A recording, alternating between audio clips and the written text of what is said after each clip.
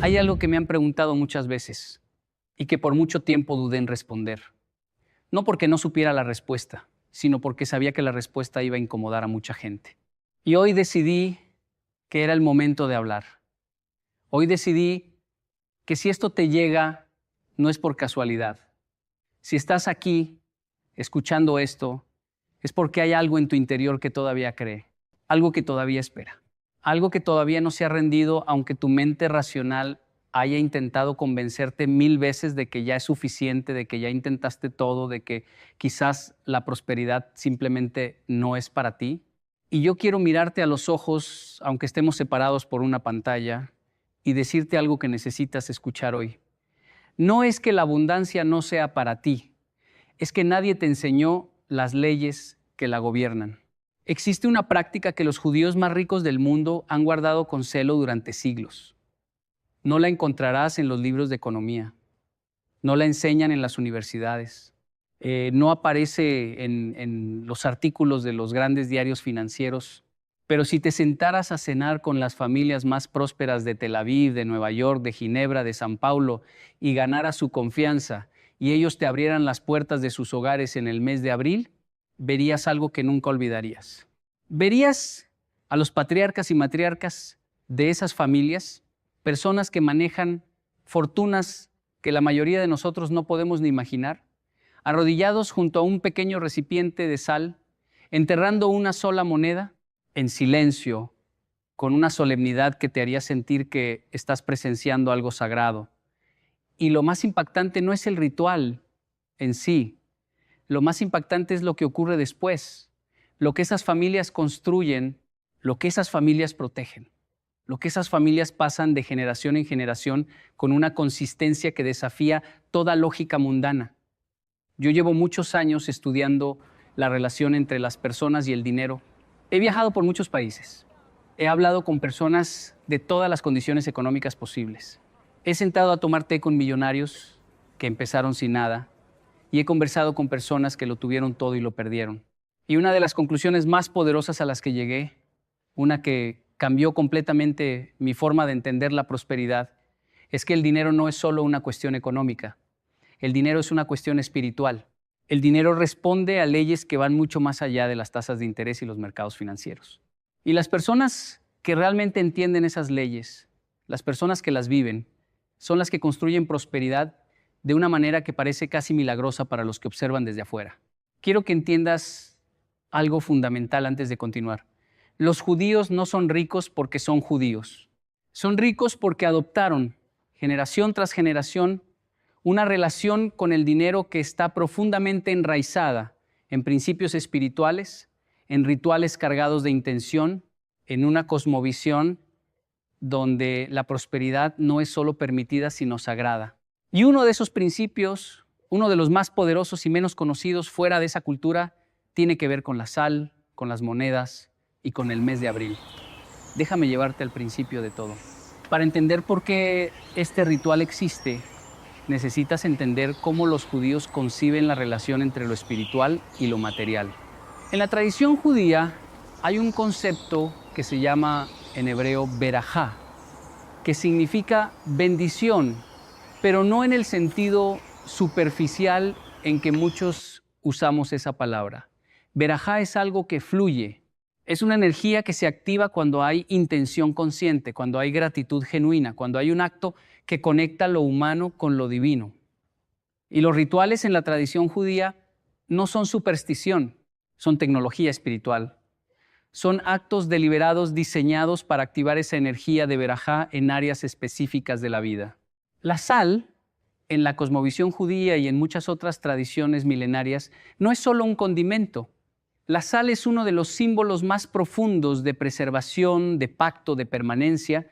En la antigüedad, cuando dos personas hacían un acuerdo importante, lo sellaban con sal. Cuando se hacían ofrendas en el templo, se les añadía sal. El Talmud, el texto que guía la vida espiritual y práctica del judaísmo, menciona la sal como uno de los elementos que mantiene la integridad de aquello con lo que entra en contacto. La sal no deja que las cosas se corrompan. La sal no deja que las cosas se deterioren. La sal preserva. Y el dinero en la cosmovisión judía necesita ser preservado. No solo en el sentido físico de no gastarlo impulsivamente, sino en un sentido mucho más profundo. El dinero necesita ser protegido de las energías que lo corrompen. ¿Y cuáles son esas energías?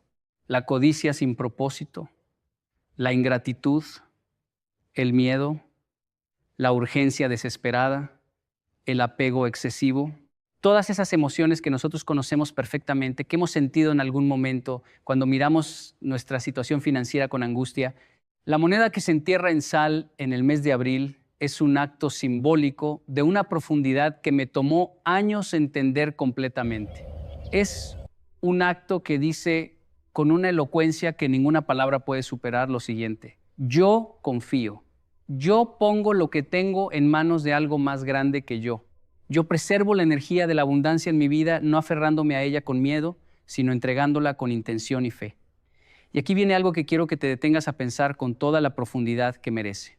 El título de este mensaje te habla de algo que tú nunca harías. Y yo quiero que te preguntes honestamente, ¿por qué no lo harías? ¿Qué es lo que te impediría hacer un acto tan simple, tan simbólico, tan profundamente cargado de intención como enterrar una moneda en sal? ¿Qué voz interna se levantaría para decirte que eso es ridículo, que eso no sirve de nada, que eso es una pérdida de tiempo? Esa voz tiene un nombre, se llama limitación. Y esa limitación, esa resistencia automática e inconsciente a los rituales de prosperidad, es exactamente una de las razones por las que muchas personas permanecen atrapadas en los mismos ciclos financieros año tras año, década tras década. No te estoy diciendo que la sal y una moneda van a resolver tus deudas. No te estoy vendiendo magia superficial. Te estoy hablando de algo mucho más profundo. Te estoy hablando de la diferencia entre una mente programada para la escasez y una mente programada para la abundancia. Y esa diferencia que cambia todo, tiene que ver con la disposición a hacer lo que la mayoría no haría. Los judíos más ricos del mundo hacen cosas que tú nunca harías. No todas son dramáticas o visibles. Muchas son pequeñas, cotidianas, aparentemente insignificantes, pero todas comparten un denominador común. Están cargadas de intención consciente. Están ancladas en un sistema de creencias que dice que la prosperidad es sagrada, que merece ser honrada, que requiere participación activa tanto en el plano material como en el espiritual. Y ahora déjame hablarte del mes de abril. ¿Por qué abril específicamente? En el calendario hebreo, la primavera representa el tiempo de la renovación, de la resurrección de la naturaleza, del inicio de los ciclos de crecimiento. El mes de Nisán, que generalmente coincide con marzo y abril en el calendario gregoriano, es para el pueblo judío el primer mes del año en términos espirituales.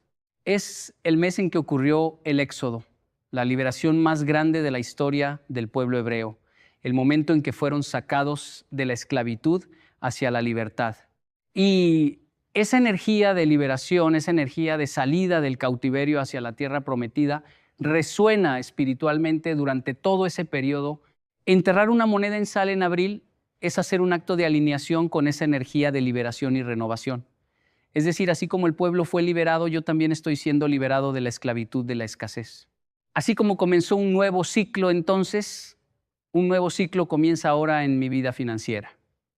Y no lo digo con desesperación.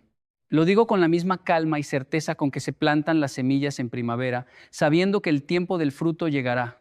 Hay una dimensión de esto que quiero explorar contigo con especial cuidado, porque creo que es la que más me ha enseñado en mi propia vida. Es la dimensión de la confianza radical. Cuando yo era más joven, entendía la abundancia como el resultado de un esfuerzo desmedido. Pensaba que trabajar más, preocuparse más, controlar más, era la fórmula para la prosperidad. Y no es que el trabajo no sea importante, claro que lo es. Pero hay una diferencia enorme entre el trabajo que nace del miedo y el trabajo que nace de la fe. El trabajo que nace del miedo te agota, te desespera, te hace tomar decisiones cortas, reactivas, que a veces cierran más puertas de las que abren. El trabajo que nace de la fe tiene una calidad diferente, tiene una dirección, tiene una paciencia que no es pasividad, sino confianza activa. Y la práctica de la moneda en sal me enseñó algo sobre esa confianza que ningún libro de finanzas me había enseñado. Me enseñó que hay momentos en que la acción más poderosa no es hacer más, es soltar con intención. Es reconocer que hay fuerzas que actúan sobre nuestra vida financiera que van más allá de nuestra capacidad de control directo y que nuestra función en esos momentos no es controlar más, sino alinearnos mejor. Quiero contarte algo que me ocurrió hace algunos años. Estaba en un periodo de mucha incertidumbre financiera. Había tomado algunas decisiones que no habían resultado como esperaba. Y estaba en ese lugar que muchos de ustedes conocen bien, ese lugar donde revisas tus cuentas por la mañana con un nudo en el estómago, donde cada gasto inesperado siente como una catástrofe, donde empiezas a dudar de ti mismo, de tus capacidades, de si acaso mereces prosperidad o si simplemente no eres de los que tienen ese destino. Un hombre sabio, alguien que había construido y perdido y reconstruido su fortuna varias veces, me invitó a tomar café. Y en ese café, sin que yo le hubiera contado nada de mis preocupaciones, me dijo algo que cambió todo. Me dijo, el dinero es como el viento. No lo puedes agarrar con las manos. Solo puedes crear las condiciones para que pase por donde tú estás. Y el más grande error que cometen las personas cuando tienen poco dinero es intentar aferrarse a él con tanta desesperación que lo ahuyentan aún más. Eso resonó en mí de una manera que todavía siento hoy, porque yo reconocí en esas palabras exactamente lo que estaba haciendo.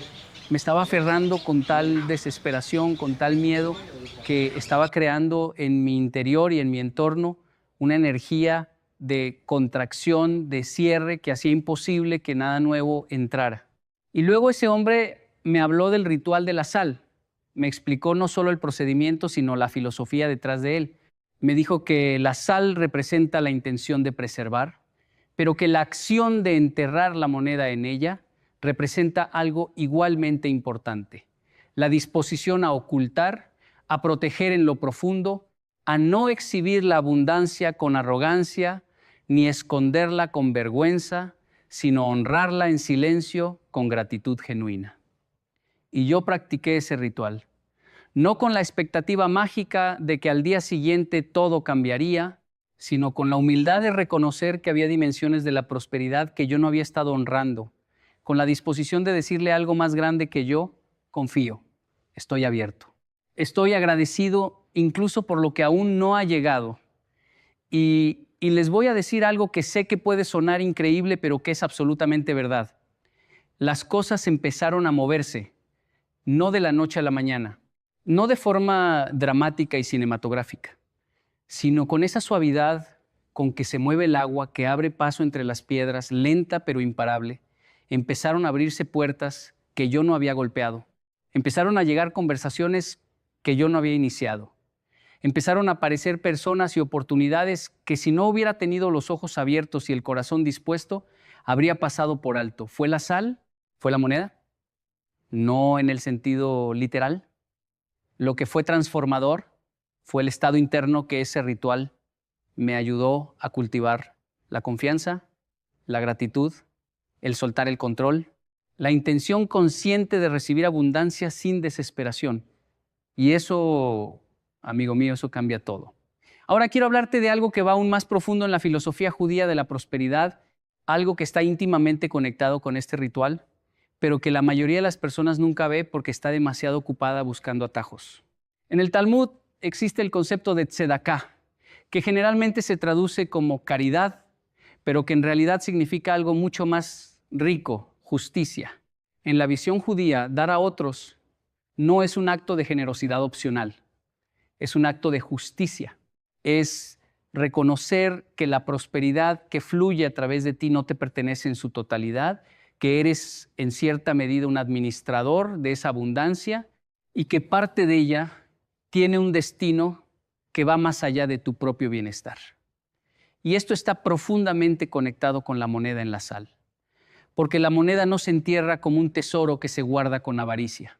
Se entierra como un acto de evolución, de reconocimiento, de que la abundancia tiene un origen que trasciende tu esfuerzo individual. Es decir, al mismo tiempo que honras lo que tienes, estás reconociendo que no eres su fuente última, eres su canal. Y los canales que se mantienen abiertos, limpios, fluidos, son los que siguen recibiendo agua. Los canales que se tapan, que se endurecen, que intentan retener todo, terminan secos. ¿Has notado cómo las personas más prósperas que conoces, las que tienen una prosperidad real y sostenida, no solo económica, sino en todas las dimensiones de su vida, tienen esa cualidad de la generosidad fácil? No me refiero necesariamente a dar grandes sumas de dinero, aunque eso también ocurre.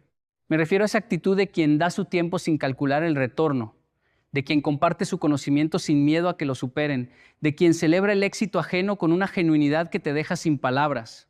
Esa actitud no es el resultado de tener mucho, es la causa de tener mucho. Y las personas que solo intentan acumular sin dar, que calculan cada acción en términos de lo que recibirán a cambio, raras veces construyen prosperidad sostenida. Pueden acumular por un tiempo, pero sus ciclos son frágiles y sus pérdidas, cuando llegan, son devastadoras. La sal enseña esto también. La sal da sabor. La sal da a los alimentos lo que necesitan para hacer lo que están destinados a hacer. La sal no guarda para sí misma. La sal transforma aquello con lo que entra en contacto. Quiero hablarte ahora de algo que en nuestra cultura latinoamericana y en muchas culturas del mundo es un obstáculo gigante para la prosperidad. Un obstáculo que opera de forma tan silenciosa y tan profunda que la mayoría de las personas ni siquiera son conscientes de su existencia. Me refiero a la vergüenza alrededor del dinero.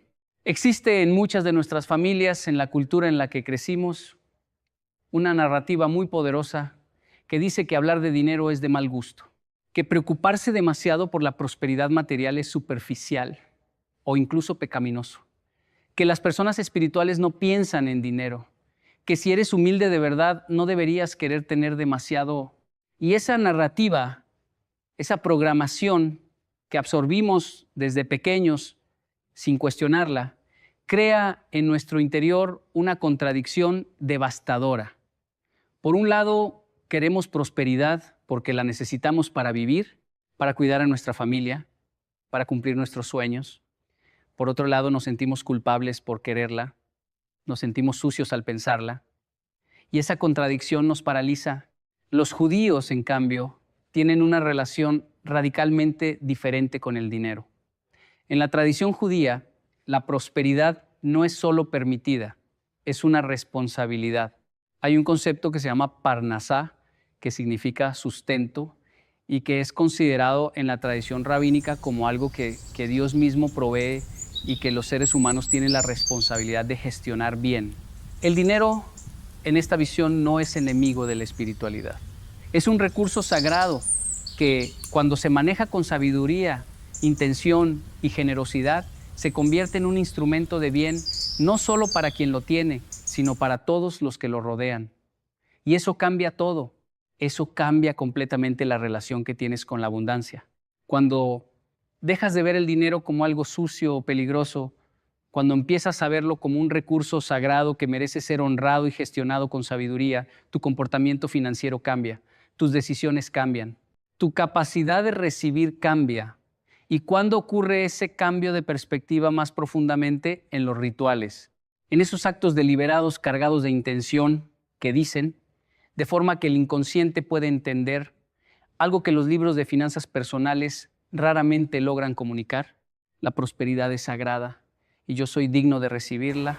Déjame llevarte ahora a otro aspecto de este ritual que muy pocos conocen y que yo descubrí en una conversación que tuve hace años con un rabino en una ciudad que no voy a mencionar. Este hombre era ya mayor, tenía los ojos del color de la historia y hablaba con la calma de quien ha visto demasiado para seguir siendo fácilmente perturbado por nada. Me dijo que en la tradición oral judía, que es esa parte del conocimiento que se transmite de maestro a discípulo sin ser escrita, hay una enseñanza que dice que la sal tiene la capacidad de absorber aquello que contamina. En el proceso de preparar la carne, según las leyes kasher, la sal se usa precisamente para absorber la sangre, que representa en la tradición lo impuro. Y en ese mismo principio espiritual, cuando una moneda se coloca en sal con intención, se está realizando un acto simbólico de purificación de la energía que esa moneda representa. Y aquí quiero que te detengas un momento y pienses en tu propia historia con el dinero. No la historia de tus logros financieros, sino la historia de tus emociones alrededor del dinero. ¿Cuántas veces recibiste dinero con angustia, pensando que no iba a alcanzar? ¿Cuántas veces gastas cargado de culpa, sintiéndote irresponsable? ¿Cuántas veces miraste tu cuenta bancaria con vergüenza? ¿Cuántas veces te prometiste que ahorrarías y no lo lograste? Y ese fracaso acumulado se convirtió en una historia que te dices a ti mismo sobre tu relación con el dinero. Toda esa carga emocional, todas esas energías de angustia, miedo, culpa y vergüenza quedan impregnadas en nuestra relación con el dinero. Y el ritual de la sal, en su dimensión más profunda, es un acto de limpieza de esa carga. Es un momento de decir, todo lo que ha pesado hasta aquí, todo el miedo que he cargado, toda la vergüenza, toda la angustia, lo entrego ahora, lo suelto. Comienzo de nuevo con intención limpia. ¿Ves por qué los millonarios judíos hacen esto y tú nunca lo harías? No porque seas perezoso ni porque no quieras prosperidad, sino porque tu mente, entrenada en una cultura que mezcla el escepticismo occidental con la culpa espiritual, ve este acto como algo sin sentido, como algo supersticiosos, como algo que no puede hacer ninguna diferencia real. Pero déjame hacerte una pregunta que quiero que respondas con honestidad. ¿Qué haría más diferencia en tu vida financiera? ¿Un ritual de 5 minutos con plena intención y fe que te conectara con una energía de prosperidad y renovara tu relación emocional con el dinero? ¿O el siguiente episodio de serie que verás esta noche sin recordarlo mañana? No te estoy juzgando. Me juzgo a mí mismo primero. He perdido horas, días, semanas enteras de mi vida en actividades que no me acercaban ni un centímetro a quien quería ser. Pero hay un momento en la vida de cada persona en que algo hace clic, en que la distancia entre lo que sabes que debes hacer y lo que realmente haces se vuelve insostenible. Y ese momento, cuando llega, es una puerta que puedes cruzar o dejar pasar. Quiero hablarte ahora de una cosa muy concreta sobre la mecánica de este ritual, porque creo que el cómo importa tanto como el qué y el por qué. La moneda que se entierra en sal no es cualquier moneda. En la tradición se elige una moneda que tiene significado, no necesariamente la más valiosa en términos económicos, sino la que tiene más carga simbólica para quien la ofrece. En algunos casos es la primera moneda que ganaron en su primer trabajo. En otros es una moneda que recibieron de alguien que admiraban. En otros es simplemente la moneda que tienen más a mano, pero a la que se le imprime intencionalmente un significado antes de realizar el ritual. Y aquí hay algo profundamente sabio que quiero que notes. No es la moneda la que tiene el poder, es la intención que se deposita en ella. Es el acto consciente de decirle a tu mente, a tu corazón y al universo, estoy poniendo aquí, en este pequeño símbolo, toda mi disposición de recibir, toda mi gratitud por lo que ya tengo, toda mi fe en que lo que viene es mayor que lo que fue. La sal se prepara de una forma particular, se usa sal gruesa, natural, sin procesar, porque en la pureza está el poder. En la sal que no ha sido manipulada, que conserva su naturaleza original, está la fuerza de la preservación auténtica. Se coloca una cantidad generosa en un recipiente, preferiblemente de barro o cerámica, materiales que también tienen su carga simbólica como representantes de lo terrenal, de lo que viene de la tierra, y vuelve a ella. Y la moneda se coloca en el centro, como quien planta una semilla, con la misma esperanza silenciosa y la misma paciencia activa del agricultor que sabe que el tiempo hará su trabajo. El recipiente se entierra o se coloca en un lugar especial del hogar, un lugar donde no sea expuesto, no sea exhibido, no sea motivo de conversación trivial. Porque la abundancia sagrada no necesita ser mostrada. La abundancia real vive en el silencio, en la privacidad, en ese espacio interior donde las cosas se construyen lejos de los ojos que no comprenden. Y hay algo más. Antes de hacer el ritual, hay una práctica de gratitud, no una gratitud forzada, de esas que hacemos mecánicamente porque leímos que es bueno ser agradecido, sino una gratitud real, profunda, que implica detenerse de verdad y pensar en todo lo que ya tienes, en el alimento de hoy, en el techo sobre tu cabeza, en las personas que te aman, en la salud que muchos no tienen, en la capacidad de escuchar, de pensar, de sentir, en la vida misma, que es el regalo más extraordinario y que olvidamos valorar porque estamos demasiado ocupados lamentando lo que nos falta. Esa gratitud, cuando es genuina, es una de las fuerzas más poderosas del universo. Cambia la bioquímica del cuerpo, cambia la perspectiva de la mente, cambia la energía que proyectas al mundo. Y el mundo, el universo, Dios, llámalo como quieras según tu tradición y tu fe, responde a esa energía de una manera que los científicos apenas están comenzando a estudiar y que los sabios espirituales han sabido durante milenios. Quiero detenerme aquí para hablar de algo que sé que está en la mente de muchos de los que me escuchan ahora. La pregunta del escepticismo. La pregunta que dice, ¿pero esto realmente funciona? ¿No estás hablando simplemente de psicología del éxito vestida con ropaje espiritual? Y mi respuesta es simple, no importa cómo lo llames, lo que importa es si funciona. Y lo que encuentras cuando estudias la historia de las familias más prósperas del mundo, no solo judías, sino de muchas tradiciones y culturas, es que todas ellas, sin excepción, tienen rituales.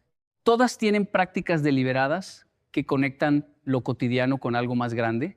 Todas tienen maneras de honrar la abundancia, de darle gracias, de cultivar una relación con ella, que va más allá de los números en una cuenta. Las familias Rothschild, que construyeron una de las fortunas más grandes de la historia, no lo hicieron solo por ser inteligentes en los negocios. Lo hicieron porque tenían valores profundamente arraigados en la tradición judía que les daban una brújula interna que ni el miedo ni la codicia podían distorsionar completamente. Las familias de la comunidad judía de Ámsterdam en el siglo XVII, que construyeron las primeras redes financieras internacionales de la historia moderna, no lo hicieron en un vacío cultural. Lo hicieron desde una identidad espiritual que les daba cohesión, confianza mutua y una visión de largo plazo que las culturas más reactivas y cortoplacistas no podían sostener. No es que el dinero vaya a los judíos porque Dios los favorece de manera arbitraria. El dinero va a quienes practican las leyes de la prosperidad con más consistencia, con más profundidad, con más intención.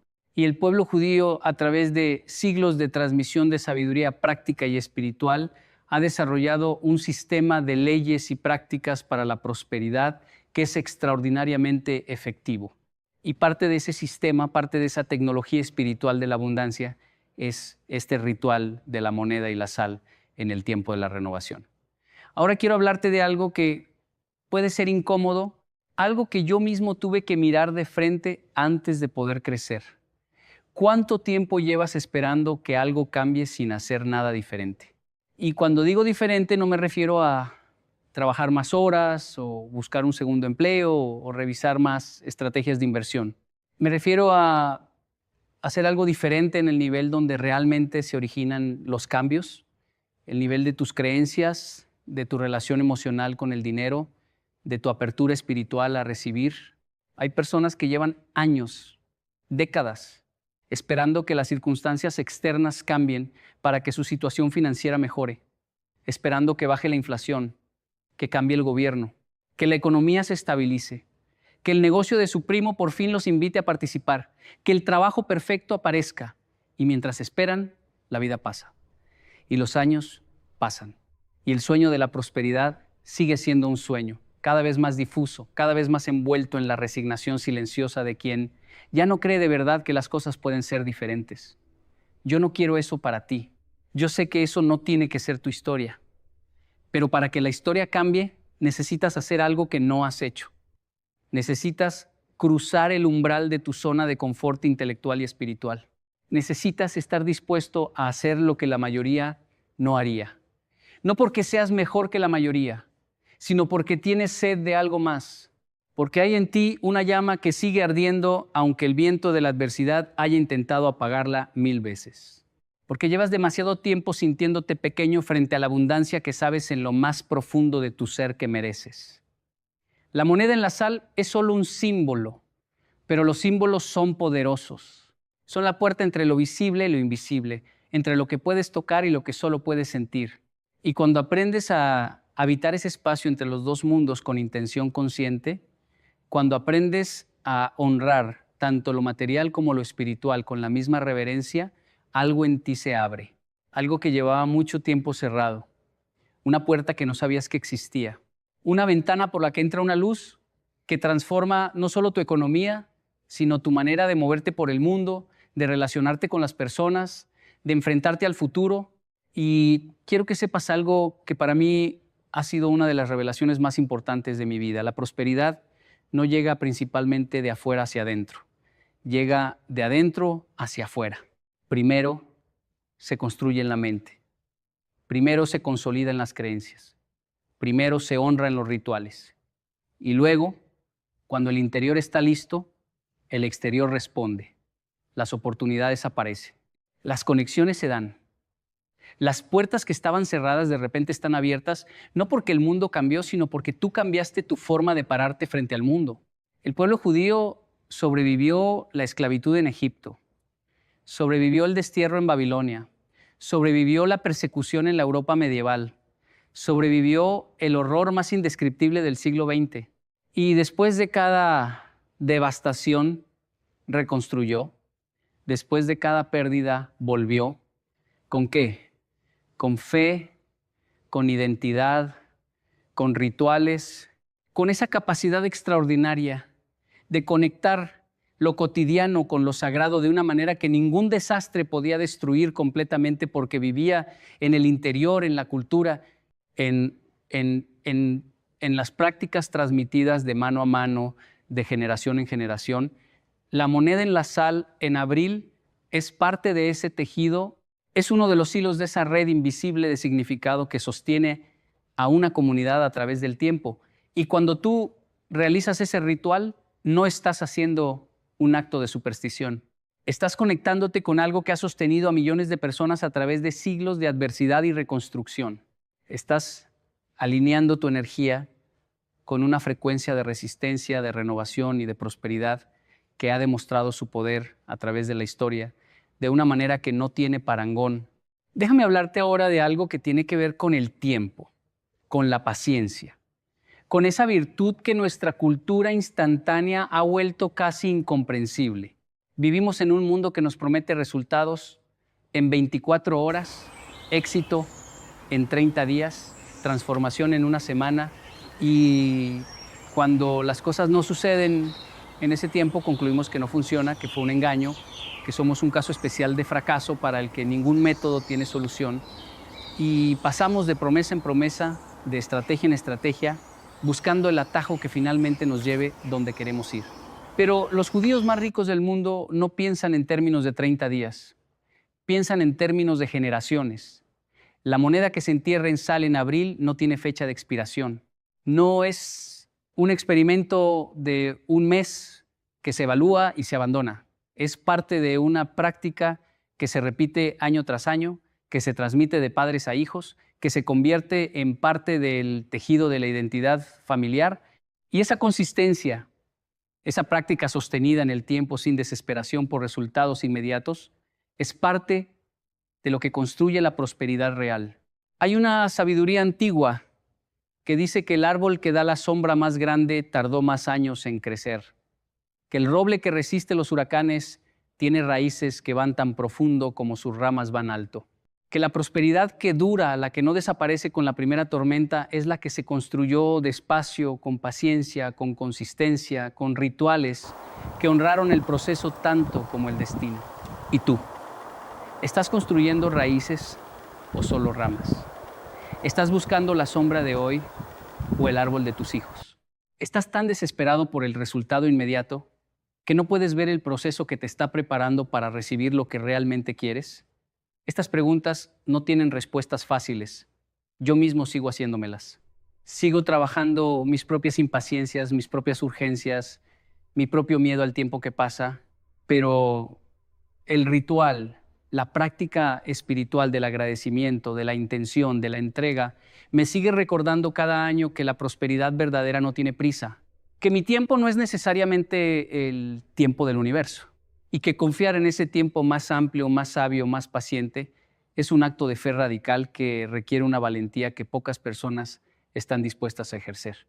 Ahora quiero hablarte de algo que es quizás el aspecto menos conocido de este ritual, pero que yo considero el más profundo: el silencio.